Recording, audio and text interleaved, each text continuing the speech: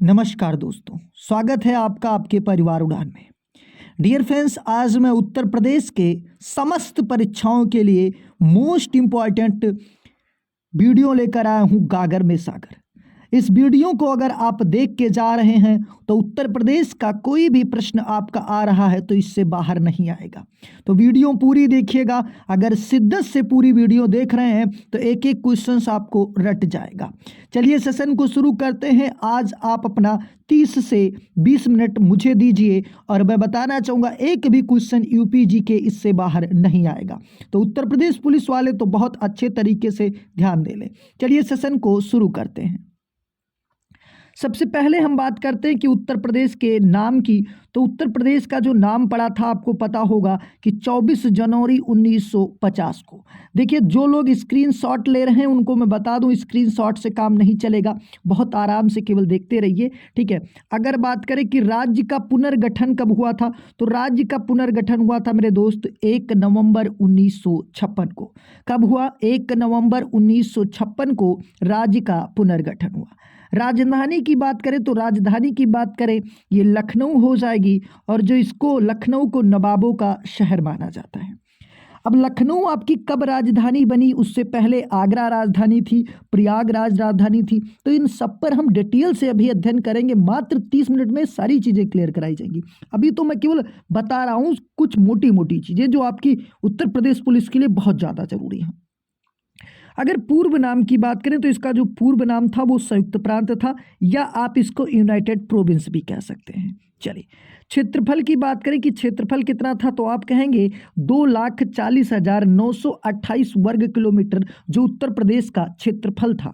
अगर बात करें कि भारत के क्षेत्रफल में अगर प्रतिशत बात किया जाए तो भारत के क्षेत्रफल का कितने परसेंट था, तो आप कहेंगे कि 7.33% था। ठीक है, 33% था। अगर जनसंख्या की बात करें मेरे दोस्त तो जनसंख्या कितनी हो जाएगी, ठीक है, तो 19.98 करोड़ ये जनसंख्या बताई जा रही है 2011 के अनुसार। ठीक है, आपको पुरुष जनसंख्या पे ध्यान नहीं देना है क्योंकि पुरुष जनसंख्या नहीं पूछेगा। महिला जनसंख्या पे भी ध्यान नहीं देना है। हाँ, जिनका पेपर आरओ वगैरह का लगा है वह थोड़ा सा पुरुष और महिला पर भी ध्यान दे लें। ठीक है, अब बात करते हैं जनसंख्या घनत्व की।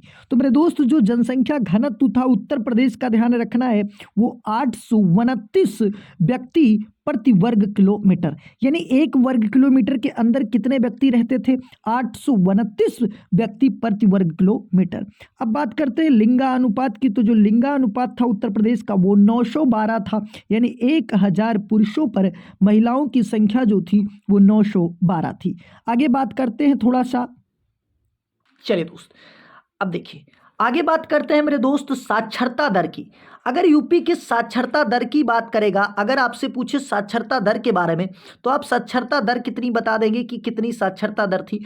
तो दोस्तों, जो साक्षरता दर थी वो आप कहेंगे कि 67.7 थी।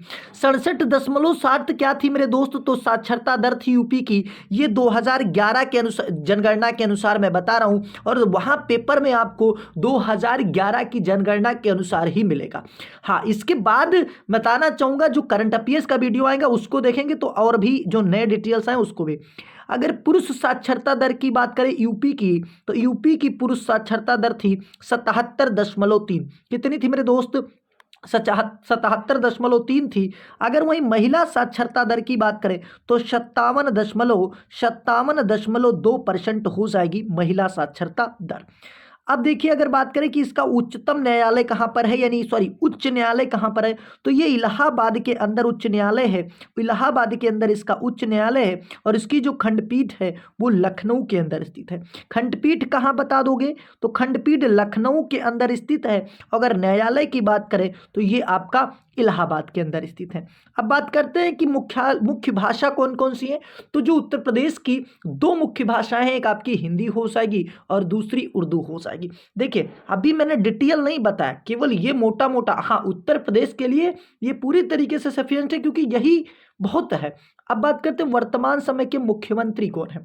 तो आप बड़े प्यार से कहेंगे कि योगी आदित्यनाथ जी हैं, और ये दिख रहे हैं आपको, ठीक है, योगी आदित्यनाथ। अगर बात करें किस संप्रदाय से हैं, ये भी प्रश्न बना उत्तर प्रदेश पुलिस में भैया, तो ये जो दिख रहे हैं ना, ये नाथ संप्रदाय से हैं। अब नाथ संप्रदाय क्या है वो जरूरी नहीं है तुम्हें इतना डिटेल। प्रेजेंट टाइम की अगर राज्यपाल आपसे पूछ ले तो पटेल जी हैं, यानी आनंदीबेन पटेल हो जाएगी। अब देखिए इसकी हम सीमा पर बात कर लेते हैं कि सीमा किससे किससे लगती है। तो उत्तर प्रदेश की बात करें तो 8 राज्य टोटल सीमा लगाते हैं, प्लस में एक आपका सुंदर केंद्र शासित प्रदेश जिसकी राजधानी जो भारत की है यानी दिल्ली की सीमा लगती है उत्तर प्रदेश से।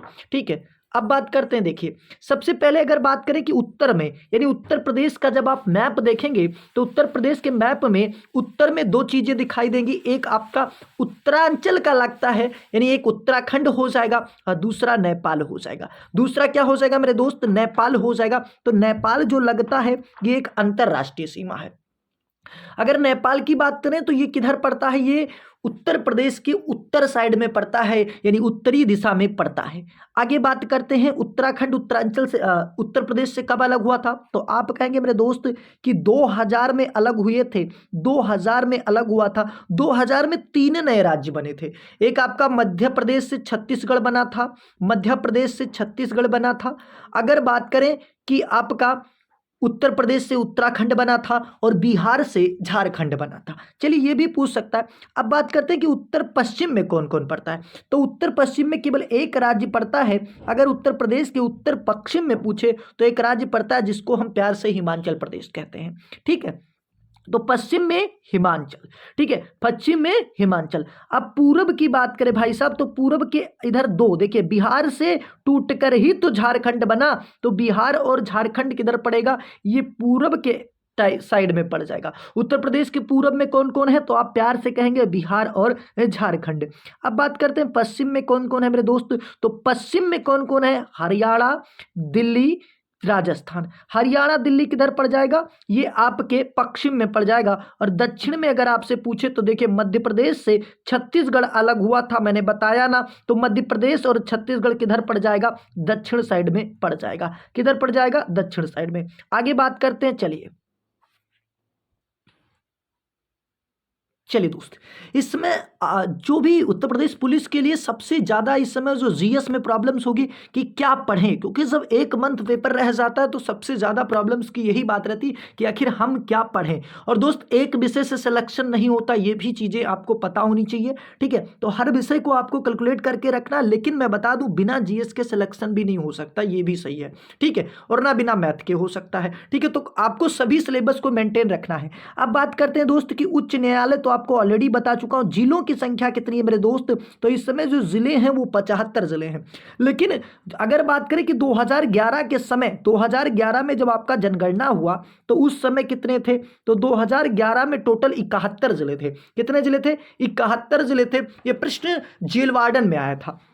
अब बात करते हैं कुल मंडल कितने मेरे दोस्त, तो टोटल 18 मंडल हैं। और जो सबसे नवीनतम मंडल माना जाता है वो अलीगढ़ माना जाता है। कौन माना जाता है, अलीगढ़ माना जाता है। अगर बात करें कि विधान सभा की सीटें टोटल कितनी है, तो 403 सीटें हैं और एक एग्लो इंडियन, तो एग्लो इंडियन को खत्म कर दिया गया है, तो 403 आपको याद रखना है।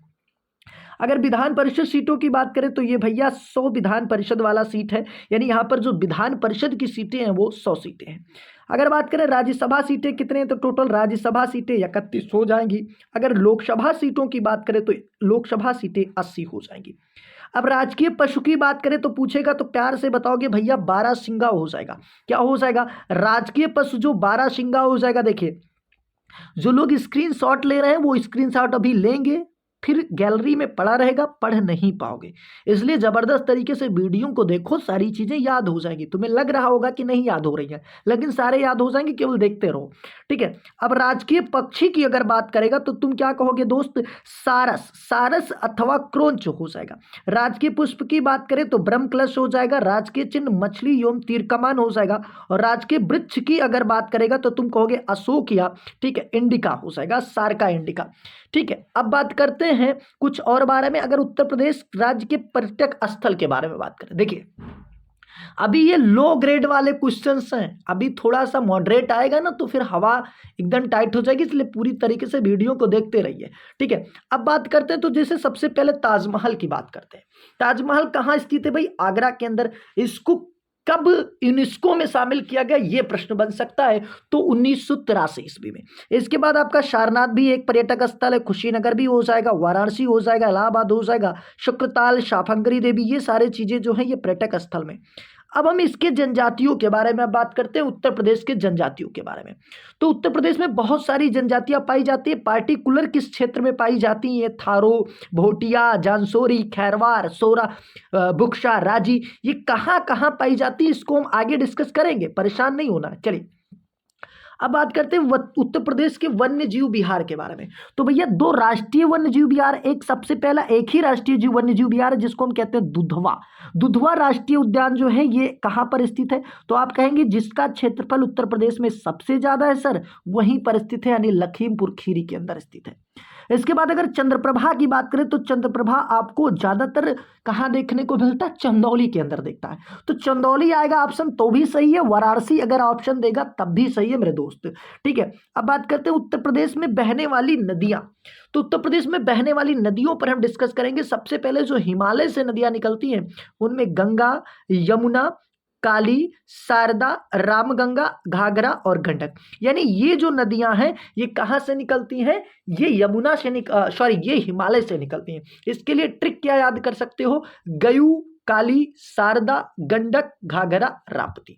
ठीक है, गयू, काली, शारदा, गंडक, घाघरा, राप्ती, ऐसे करके आप याद कर सकते हैं। गयू, काली, शारदा, गा से गंगा, यू से हो जाएगा यमुना, काली से हो जाएगा काली, शारदा से हो जाएगा शारदा, गंडक से गंडक, घाघरा से घाघरा और रा से रामगंगा और राप्ती हो जाएगा। आगे बात करते हैं उत्तर प्रदेश में मैदानी क्षेत्र से निकलने वाली नदियों की बात करें तो गोमती हो जाएगा, वरुणा हो जाएगा, पांडु हो जाएगा, ईशान हो जाएगा और रिहंद हो जाएगा। अभी देखिए नदी के बारे में बता नहीं रहा हूं, ठीक है, आगे बात करते हैं। चलिए अब मैदानी नदियों की बात हो चुकी है, तो दक्षिण के पठार से निकलने वाली नदियां, यानी पठारी नदियां, तीन ही प्रकार की नदियां उत्तर प्रदेश में पाई जाएगी मेरे भाई। कौन कौन सी? एक हिमालयी नदियां पाई जाएंगी, एक आपकी कौन सी नदियां पाई जाएंगी? मैदानी नदियां, और एक आपकी पाई जाएंगी पठारी नदियां। तो चंबल हो गया, बेतवा हो गया, केन हो गया, टोंस हो गया, कन्हार हो गया, ये सारी कौन सी नदियां हो जाएगी? तो आप कहेंगे कि ये जो सारी नदियां हो जाएंगी ये आपकी पठारी नदियां हो जाएंगी। आगे बात करते हैं। चलिए अब बात कर लेते हैं, यहां थोड़ा सा ध्यान दे लीजिएगा। देखिए क्षेत्रफल हम आपको ऑलरेडी बता चुके हैं, 2,40,928 वर्ग किलोमीटर। मंडल भी बता चुके हैं, जिला भी। अब अक्षांशीय विस्तार की बात करते हैं। तो कभी जब इंडिया का मैप आप देखोगे तो ये आपको याद रखना है कि जो उत्तर प्रदेश है ये पूरी तरीका से उत्तरी अक्षांश में स्थित है, पूरी तरीके से उत्तरी अक्षांश में स्थित है। तो इसका अक्षांशीय विस्तार जो लास्ट में आएगा वो उत्तरी अक्षांश ही आएगा, उत्तरी अक्षांश। और पेपर में आपको दक्षिणी लिख के आ जाएगा कहीं, ठीक है, तो ये ध्यान देना है। 23 डिग्री 52 मिनट उत्तरी अक्षांश से 30 डिग्री 28 मिनट उत्तरी अक्षांश तक ये उत्तर प्रदेश का अक्षांशीय विस्तार है। अगर देशांतरीय विस्तार आपसे पूछे तो 77 डिग्री 3 मिनट पूर्वी देशांतर से लेके 84 डिग्री 39 मिनट पूर्वी देशांतर तक। पूरब से पश्चिम की लंबाई अगर आपसे पूछेगा तो कहेंगे 650 किलोमीटर, और अगर उत्तर से दक्षिण की लंबाई पूछे तो 240 वर्ग किलोमीटर, सॉरी वर्ग नहीं किलोमीटर है, ठीक है, 240 किलोमीटर हो जाएगा। ठीक है, आगे बात करते हैं। तो सटे राज्यों की आप पहले ही देख चुके हैं, ये 819, ठीक है, और एक आपके नेपाल की सीमा लगती, वो तो आप पहले भी देख चुके हैं। अब बात करते हैं कि, ठीक है, चलिए अब इसके बाद बात करते हैं प्रदेश का सबसे पूर्वी जिला कौन सा है। तो प्रदेश का सबसे पूर्वी जिला बलिया हो जाएगा। अगर प्रदेश के सबसे पश्चिमी जिला की बात करेगा तो सबसे पश्चिमी जिला शामली हो जाएगा। सबसे पश्चिमी जिला कौन सा हो जाएगा? शामली हो जाएगा। और अगर सबसे उत्तरी जिला की बात करें मेरे दोस्त तो सबसे जो उत्तरी जिला हो जाएगा वो सहारनपुर हो जाएगा। देखिए जितना किताब से आप पढ़ते हैं ना, एक बार विजुअल इसको देखेंगे और सुनेंगे ना तो सारी चीजें वैसे ही याद हो जाएगी। ठीक है, अब सबसे दक्षिणी जिला की बात करें तो आपका सोनभद्र हो जाएगा। और सोनभद्र एक ऐसा जिला है जिसकी सीमा 4 राज्यों से, पूरे विश्व में एक ऐसा मात्र जिला जिसकी सीमा 4 राज्यों से लगती है मेरे दोस्त, और कोई नहीं है। ठीक है, सहारनपुर की 3 से लगती है। अब सबसे बड़ा क्षेत्रफल के अनुसार जिला तो अभी हम बता देंगे, ये ऑलरेडी आप इतनी चीजें देख चुके हैं कि नहीं देख चुके हैं? बिल्कुल ये देख चुके हैं, मैंने पहले भी बता दिया है। तो अब आगे बढ़ाते हैं थोड़ा सा, चलिए। हाँ, अब ये चीजें आपको बता देते हैं। ये मैंने बताया कि भैया उत्तर प्रदेश का जो सबसे बड़ा क्षेत्रफल के अनुसार जिला, वो आपको प्यार से बताना कि लखीमपुर खीरी हो जाएगा 7680 किलोमीटर। ठीक है, अगर बात करें कि सबसे छोटा जिला कौन सा, तो क्षेत्रफल में सबसे छोटा जिला आप कहेंगे सर, सबसे छोटा जिला जो हो जाएगा वो हापुड़ हो जाएगा। कौन हो जाएगा? सबसे छोटा जिला जो हो जाएगा हापुड़ हो जाएगा। अब देखिए, अगर बात करें कि सबसे बड़ी नहर, ठीक है, प्रणाली कौन सी है, तो जो सबसे बड़ी नहर प्रणाली है वो आपकी शारदा नहर प्रणाली हो जाएगी।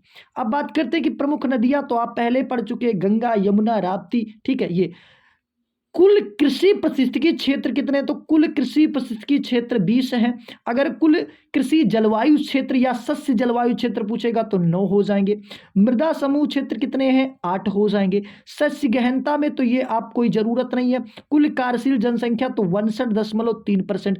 चकबंदी योजना कब आई थी, तो आप कहेंगे सर चकबंदी योजना जो आई थी वो कब आई थी, वो 1954 में आई थी। 1954 में चकबंदी योजना उत्तर प्रदेश में आई, ये पूछा जाएगा। अगर पूछे किसान बही योजना तो 1992 ईस्वी में। चलिए, जमींदारी उन्मूलन की बात की जा रही है तो ये 1950 में लागू किया जा गया था। 1950 में विभाजन कब हुआ, तो ये आपको पता है कि 9 नवंबर 2000 को 13 राज्यों को काटकर एक नया राज्य बनाया गया जिसको उत्तराखंड कहते हैं। यूपी का राजकीय जलीय जीव अभी जल्द में ही घोषित किया गया है गंगा डॉल्फिन को। किसको किया गया है? गंगा डॉल्फिन को किया गया है। अब बात कर लेते हैं कुछ प्रमुख सरकारी संगठन के बारे में। अच्छा, उत्तर प्रदेश की पहली महिला सीएम तो ये सुचेता कृपलानी आपको दिख रही होंगी। ठीक है, चलिए दोस्त, अब बात करते हैं प्रमुख सरकारी संगठन की। तो प्रमुख सरकारी संगठन की बात करें, उच्च न्यायालय की स्थापना यानी कहां पर है, तो ये बताओगे प्रयागराज के अंदर है। अच्छा, स्थापना कब हुई थी, तो भैया 1886 ईस्वी में इसकी स्थापना की गई। 1886 में इसका जो खंडपीठ स्थित है वो लखनऊ, ऑलरेडी बता चुका हूं। उत्तर प्रदेश लोक सेवा आयोग की स्थापना 1935 में किया गया, यानी भारत शासन अधिनियम 1935 के बाद किया गया, यानी 1937 ईस्वी में किया गया। ठीक है, अब बात करते हैं उत्तर प्रदेश निर्वाचन आयोग का, तो 1994 में स्थापना किया गया। राज्य मानवाधिकार आयोग की स्थापना आपसे पूछे तो 2002 में किया गया। ठीक है, राज्य सूचना आयोग की स्थापना की बात करें तो 2005 में किया गया है, और महिला आयोग या 2 अगस्त 2004 में इसकी स्थापना की गई। उत्तर प्रदेश वित्त आयोग का गठन तो 1994 हो जाएगा। उत्तर प्रदेश पुलिस मुख्यालय ये कहां पर है, तो कहोगे प्रयागराज के अंदर स्थित है। प्रयागराज के अंदर स्थित है, इसकी स्थापना 1863 में की गई थी। उत्तर प्रदेश का नया पुलिस मुख्यालय तो ये लखनऊ में, इसकी स्थापना 2019 के अंदर की गई। आगे बात करते हैं नेक्स्ट प्रश्न पे। चलिए, अब देखिए, यहां हम बात करने वाले हैं उत्तर प्रदेश में जो जन्म लिए चर्चित व्यक्ति, ठीक है, और उप शहरों के उपनाम के बारे में। सबसे पहले हम बात करते हैं भाई साहब जो ज़्यादा पूछे जाते हैं, यानी light of Asia Gautam Buddha के बारे में। तो इनका जन्म कहाँ पर हुआ था? सिद्धार्थ नगर के अंदर हुआ था। कहाँ हुआ था? सिद्धार्थ नगर के अंदर। इसके बाद आपके निजामुद्दीन औलिया, इनका जन्म कहाँ पर हुआ था? तो निजामुद्दीन औलिया का जन्म बदायूं के अंदर हुआ था। कहाँ पर हुआ था? निजामुद्दीन औलिया का जन्म जो हुआ था वो बदायूं के अंदर हुआ था। और जियाउद्दीन बर्नी की बात करें तो इनका जन्म बुलंदशहर के अंदर हुआ था। कहाँ हुआ था? बुलंदशहर के अंदर हुआ जियाउद्दीन बर्नी का। वहीं अगर बात करें अबू फजल की बात करें तो इनका जन्म आगरा के अंदर हुआ था। इसके बाद बीरबल का जन्म कहां पर हुआ था? तो कालपी जालौन के अंदर। ये प्रश्न आ चुका है। और जालौन किसके लिए फेमस है? तो आप कहेंगे हस्त निर्मित कागज के लिए। हस्त निर्मित कागज के लिए जालौन प्रसिद्ध है। शेख फैजी का जन्म आगरा के अंदर हुआ था।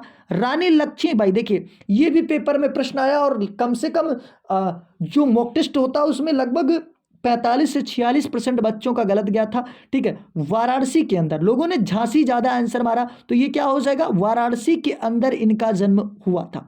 इसके बाद हम रामप्रसाद बिस्मिल की बात करते हैं, तो रामप्रसाद बिस्मिल का जन्म शाहजहांपुर में हुआ था, लेकिन इनको फांसी कहां पर दी गई थी? तो आप प्यार से कहेंगे भैया गोरखपुर में। ठीक है, मदन मोहन मालवीय की अगर बात करें तो इनका जन्म भी कहाँ? प्रयागराज के अंदर हुआ। पंडित नेहरू का भी प्रयागराज के अंदर हुआ। चित्तू पांडे और मंगल पांडे के बारे में पूछेगा तो इनका जन्म बलिया के अंदर हुआ। अगर पंडित जवाहरलाल नेहरू ये भी आपके हो जाएंगे भैया प्रयागराज। और लाल बहादुर शास्त्री की बात करेगा तो चंदौली दे या वाराणसी दे, आपको ठोक देना है। आगे बात करते हैं अब उत्तर प्रदेश के कुछ शहर तथा उसके उपनाम के बारे में। सबसे पहले नवाबों का शहर या चाकुओं का नगर, तो ये रामपुर को कहा जाता है। अब तुम्हारे अंदर एक वो होगा कि नवाबों का शहर तो सिर्फ लखनऊ को कहा जाता, भैया रामपुर को भी कहा जाता है, ये समझ लेना। ठीक है, नीमसारण का नगर तो ये सीतापुर को कहा जाता है। नवाबों का शहर, बागों का नगर, आमों का नगर, नजाकत और नफासत का शहर, ये सारे लखनऊ के नाम हो जाएंगे। आगे बात करते हैं। अगर बात करें पीतल नगरी और बर्तनों का शहर के नाम से कौन प्रसिद्ध है, तो पीतल नगरी और बर्तनों के शहर के नाम से जो प्रसिद्ध है वो आपका मुरादाबाद हो जाएगा। पूर्वांचल का प्रवेश द्वार किसे कहा जाता है, तो देवानगर यानी बाराबंकी को कहा जाता है। उत्तर भारत का मैनचेस्टर किसे कहते हैं, तो औद्योगिक नगर चर्मनगर कानपुर को कहा जाता है। अब बात करते हैं the land of diversity, the land of diversity जो कहते हैं ये औरैया को कहते हैं। ठीक है, और बात करते हैं energy capital of India, energy capital most important है, एनर्जी कैपिटल ऑफ इंडिया तो ये सोनभद्र को कहा जाता है। और बात करें महापरिनिर्वाण घाट यानी नगर किसको कहा जाता है, तो कुशीनगर को कहा जाता है। आगे बात करते हैं। चले दोस्त देखिए 20 मिनट आपके पूरे हो चुके हैं। ठीक है, तो थोड़ा सा हम स्पीड को फास्ट करेंगे। और एक चीज़ मैं बता दूं, देखिए ज़्यादातर लोग कहते हैं कि यूट्यूब से पढ़ के सिलेक्शन नहीं होता। वजह जानते हैं क्या है, एक वीडियो आप देख रहे हैं, दूसरे का नोटिफिकेशन आया, सट से उस पर पहुंच गए, फिर आप उसको देख रहे हैं, तीसरे का नोटिफिकेशन किसी का आया, उसको देखने लगे। एक और यही ऐप पे जब बच्चा ले लेता है तो उसको क्या होता है, वो एकदम निश्चिंत होकर उस पर पढ़ रहा है। ठीक है, तो कहीं भी कोई भी यूट्यूब चैनल इतना पढ़ा देता कि आपका सिलेक्शन बड़े आराम से हो सकता है, लेकिन क्या होते हैं उसको आप अच्छी तरीके से पढ़ नहीं सकते ना, ये दिक्कत होता है।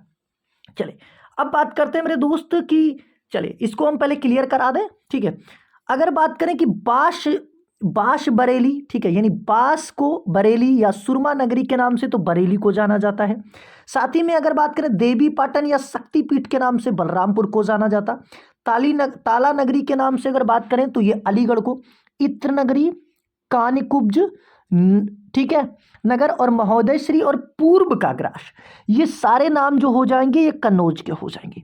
ठीक है, पूर्व का ग्रास इससे पहले प्रश्न पूछा गया था, तो किसी यूट्यूब चैनल पर यह प्रश्न नहीं था। और एक दो प्रश्न मैं बता दूं ऐसा डालेगा एग्जामिनर जो अभी तक किसी ने ना पढ़ाया हो, कोई ऑफलाइन का हो चाहे जो बाद में कहेगा कि नहीं हमने ये पढ़ाया था, ये बात दूसरी। एक दो प्रश्न एग्जामिनर ऐसा डालता है जो कहीं नहीं पढ़े होंगे आप। ठीक है, चलिए इसके बाद क्रांति नगरी, ठीक है, या भारत का खेल नगर, ठीक है, या कैची नगर, तो ये किसको कहा जाता है, मेरठ को कहा जाता है। लकड़ी का नक्काशी का शहर, ये सहारनपुर को कहा जाता है।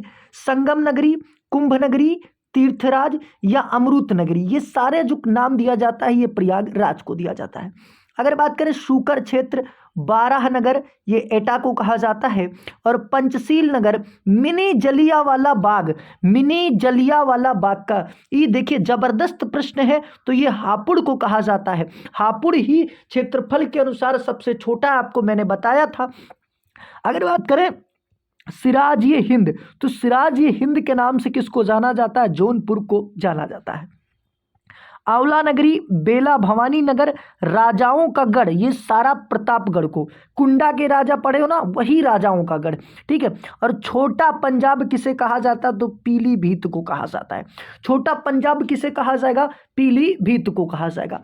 अब देखिए आगे बात करते हैं, चलिए अब हम बात करने वाले नदियों के किनारे बसे शहर। सबसे पहले हम गंगा की बात करते हैं, तो गंगा के किनारे कौन कौन से शहर हैं जो ज़्यादातर पेपर में पूछे जाते हैं, तो पहला तो कानपुर हो जाएगा भाई। और ये जो इठूर बिठूर दिया इसका कोई मतलब नहीं बनता, जब कानपुर के अंदर ही बिठूर स्थित है तो बिठूर तो होगा ही होगा। इसके बाद आपका फर्रुखाबाद हो जाएगा, वाराणसी हो जाएगा, कन्नौज हो जाएगा, मिर्ज़ापुर हो जाएगा, गाजीपुर और बदायूं हो जाएगा। अगर यमुना की बात करें तो सबसे ज़्यादा आगरा और इटावा और कालपी और मथुरा, यही आपके लिए मोस्ट इंपॉर्टेंट हो जाएंगे। गोमती की अगर बात करें तो लखनऊ, जौनपुर, पीलीभीत और शाहजहांपुर, ये तीनों आपके चारों बहुत मोस्ट इंपॉर्टेंट है। इसके बाद अगर बात करें राप्ती, तो राप्ती के किनारे गोरखपुर, देवरिया, बलरामपुर और संत कबीर नगर भी आप जान कर सकते हैं। हिंडन की बात करें तो सहारनपुर और गाजियाबाद हो जाएगा। शई नदी के किनारे आपका प्रतापगढ़ और जौनपुर दोनों हो जाएगा। और सरयू नदी के किनारे आपका अयोध्या हो जाता। आगे बात करते हैं, चलिए दोस्त देखिए ये ज़्यादा मैं लंबी वीडियो नहीं रखूँगा, एक वीडियो आप लोग देखें, ये 30 मिनट का वीडियो होगा, इसका पार्ट 2 इसके बाद आएगा जिसमें करंट अफेयर्स यूपी के करंट अफेयर्स, और साथ ही में कुछ और भी जीके स्टैटिक जो है वो यूपी के वो बचे हैं, उनको भी कवर किया जाएगा, तो इसको देखिएगा। सबसे पहले मेडिकल कॉलेज की बात करते हैं। क्या है भैया? लाला लाजपत राय, यानी लाला लाजपत राय जो मेडिकल कॉलेज है ये मेरठ के अंदर स्थित है। इसके बाद अगर बात करें रानी लक्ष्मीबाई मेडिकल कॉलेज, तो ये तो तुम झांसी मार दोगे, कोई दिक्कत ही नहीं तुमको। इसके बाद गणेश शंकर विद्यार्थी, ये याद करना पड़ेगा, तो ये कानपुर हो जाएगा। अगर बात करें सरोजनी नायडू, ये कहाँ पर है? तो सरोजनी नायडू जो आपका है ये आगरा के अंदर स्थित है। बाबा राघव दास मेडिकल कॉलेज ये गोरखपुर के अंदर स्थित है, यानी बाबा के नाम से तो भैया बाबा तो गोरखपुर में होंगे। जवाहरलाल नेहरू अलीगढ़ में इस समय बहुत ज़्यादा चर्चा चल रहे हैं। छत्रपति शिव साहू जी महाराज किंग जॉर्ज मेडिकल कॉलेज, तो भैया ये साहू जी जो है ना किंग जॉर्ज, अब किंग जॉर्ज नहीं देगा, उसमें किंग जॉर्ज दे दिया तब तो लखनऊ तुम मार दोगे, वो देगा छत्रपति साहू जी। अब साहू जी का तो नाम सुना, तो ये जो साहू आहू महाराज वाला मामला है कहाँ है भैया? लखनऊ के अंदर स्थित है, ठीक है। इसके बाद उत्तर प्रदेश के प्रमुख संस्थान की बात करते हैं। सबसे पहले देखना है कि चारा एवं चारागाह संस्थान, तो चारागाह संस्थान कहाँ है? जहाँ झाड़ी ज़्यादा होगी तो झांसी हो जाएगा। क्या हो जाएगा? झांसी हो जाएगा। अब बात करते हैं कि पशु चिकित्सा अनुसंधान संस्थान की, तो पशु किसके पास रह गई है? अब जिसके पास इज्जत है भैया उसी के पास रह गई है, तो इज्जत नगर बरेली हो जाएगा। इसके बाद सब्जी की बात करें तो भैया सब्जी अनुसंधान संस्थान कहाँ है? मोदी जी इस समय सब्जी कहते हैं ना बेचा करो, वाराणसी हो जाएगा, यानी हो जाएगा, ठीक है। अगर बात करें Indian institute of sugar cane research, यानी शुगर कैन रिसर्च की बात की जा रही है, शुगर कैन को रिसर्च करना है, तो रिसर्च करने का काम लखनऊ हो जाएगा। इसके बाद इंस्टीट्यूट फॉर सर्विटिफिटल हॉर्टिकल्चर, ये भी लखनऊ के अंदर हो जाएगा, और कृषि अनुसंधान संस्थान लखनऊ। फिर आपदा प्रबंधक की बात करें Lucknow, technology biotechnology park Lucknow, औद्योगिक ये भी लखनऊ, ठीक है। उत्तर प्रदेश निर्यात निगम लखनऊ, फिर ये सारे लखनऊ लखनऊ लखनऊ हो जाएगा, ठीक है। थोड़ा सा चले इसको पूरा हम कवर कर लेते हैं, ठीक है। अब ये देखिए अगर पूछे कि शुगर केन, तो ये मैं बता चुका हूँ, शुगर इंस्टीट्यूट पूछेगा तो कानपुर, लेकिन अगर रिसर्च आ जाएगा तो वो क्या हो जाएगा भैया? लखनऊ रिसर्च कर रहा है। भारतीय दलहन अनुसंधान संस्थान कानपुर के अंदर स्थित है। इंडियन इंस्टीट्यूट ऑफ टेक्नोलॉजी ये भी कानपुर के अंदर स्थित है। लक्ष्मीपति सिंघानिया हृदय रोग संस्थान, भैया सिंघानिया हृदय रोग सिद्धांत कहाँ पर स्थित है? कानपुर के अंदर। उत्तर प्रदेश राज्य औद्योगिक विकास लिमिटेड ये कानपुर के अंदर स्थित है। इसके बाद बात करते हैं उत्तर प्रदेश का वस्त्र प्रौद्योगिकी संस्थान कहाँ पर स्थित है? कानपुर के अंदर स्थित है। उत्तर प्रदेश का लघु निगम लिमिटेड ये कानपुर के अंदर स्थित है। राजकीय चीनी मिट्टी पात्र का जो है ये चुनार खुर्द में हो जाएगा। और चमड़ा अगर बात करें तो आगरा के अंदर हो जाएगा। सुगंध एवं तो सुगंध और बात करें तो कन्नौज के अंदर हो जाएगा। इसके बाद आयुर्वेद विश्वविद्यालय सेफई के अंदर बनवाया गया। बीबी गिर अगर बात करें नेशनल लेबर इंस्टीट्यूट नोएडा के अंदर स्थित है। और कालीन तो बात करें तो भदोई हो जाएगा। अब देखिए कुछ मंदिरों के बारे में बात कर लेते हैं जो पर्यटन स्थल है। सबसे पहले अगर ताजमहल की बात करें तो आगरा के अंदर स्थित है। भीतरगांव मंदिर अगर बात करें तो भीतरगांव गुप्त मंदिर जो ये कानपुर के अंदर स्थित है। शाकंभरी देवी मंदिर की बात करेगा सहारनपुर हो जाएगा। और वृंदावन मंदिर मथुरा के अंदर है। श्री राम मंदिर ये अयोध्या के अंदर स्थित है। शुक्रताल मुजफ्फरनगर के अंदर स्थित है। दशा अवतार मंदिर अगर पूछेगा तो देवगढ़ ललितपुर के अंदर स्थित है। काशी विश्वनाथ मंदिर ये वाराणसी के अंदर स्थित है। और प्रेम मंदिर की बात करें तो वृंदावन। द्वारिकाधीश मंदिर ये मथुरा के अंदर हो जाएगा। आगे बात करते हैं, चलिए देखिए अब आगे अभी बहुत सारी चीज़ें हमने कहा था ना कि इनको हम पर्टिकुलर एक एक को करके बताएंगे कि किस किस जगह पर पाई जाती हैं। देखिए भारद्वाज आश्रम की बात की जा रही है, ये पेपर में 5 से 6 बार। और भारद्वाज आश्रम किसी किसी को बहुत लोगों को ही पता होगा। तो जो भारद्वाज आश्रम या अक्षयवट आपसे पूछे तो ये प्रयागराज हो जाएगा। वहीं अगर बात करें आनंद भवन कहाँ पर स्थित है, ये भी प्रयागराज के अंदर स्थित है। भृगु मंदिर पूछे भैया भृगुवंशी मंदिर, तो ये भृगु मंदिर जो है ये बलिया के अंदर स्थित है। जायसी स्मारक ये रायबरेली के अंदर स्थित है। अगर बात करें कामदगिरी पर्वत, तो कामदगिरी पर्वत ये चित्रकूट के अंदर स्थित है। अगर देवीपाटन तो ये पता होगा भाई बलरामपुर के अंदर स्थित है। इमामबाड़ा एवं छतर मंजिल जो है ये लखनऊ के अंदर स्थित है। सैयद शलार मसूद गाजी दरगाह ये बहराइच के अंदर स्थित है। महर्षि दधीच जो दधीत आश्रम है ये कहाँ पर है? सीतापुर के अंदर स्थित है। और 84 गुंबद है ये कालपी जालौन में जहाँ पर बीरबल का जन्म हुआ। इसके बाद शुक्रताल यानी शकुंतरी या शुक्र तीर्थ ये मुजफ्फरनगर के अंदर। दाऊजी मंदिर ये मथुरा के अंदर स्थित है। ठीक है, तो यहाँ तक हमने आज कवर किया मेरे दोस्त। ठीक है, अब अगली वीडियो में थोड़ा सा आपको मैं दिखाना चाहूँगा। ये देखिए अभी बहुत सारी चीज़ें बाकी हैं, तो अगला वीडियो के लिए देखिए अब गंगा के बारे में पार्टिकुलर एक एक चीज़ आपको बताया गया। देखिए कैसे निकलती, कहाँ प्रयागराज में कहाँ यमुना मिलती है, इसके बाद कहाँ आपकी गंगा मिलती है, गंगा से कहाँ पर राप्ती मिलती, घाघरा कहाँ मिलती, ये सारे मेल वगैरह बताए जाएंगे। ठीक है, थोड़ा सा देख लीजिए। इसके बाद उत्तर प्रदेश की देखिए सरकार की सारी योजनाएं जो हैं वो दी गई हैं, बिल्कुल बहुत ही ज़बरदस्त तरीके से दिया गया है, किसी चीज़ में कमी नहीं रखी गई है। ठीक है, तो आज के लिए इतना। अगर चैनल पर नए हैं तो चैनल को सब्सक्राइब कर लीजिए। अगला वीडियो बस 2 से 1 दिन के अंदर आ जाएगा, तो चैनल को सब्सक्राइब रखिएगा दोस्त, क्योंकि इतना अभी पॉपुलर चैनल नहीं है, ताकि आपको नोटिफिकेशन मिल जाए। तो आज के लिए इतना ही। जय हिंद, जय भारत, जय उड़ान, कर पे से उड़ान।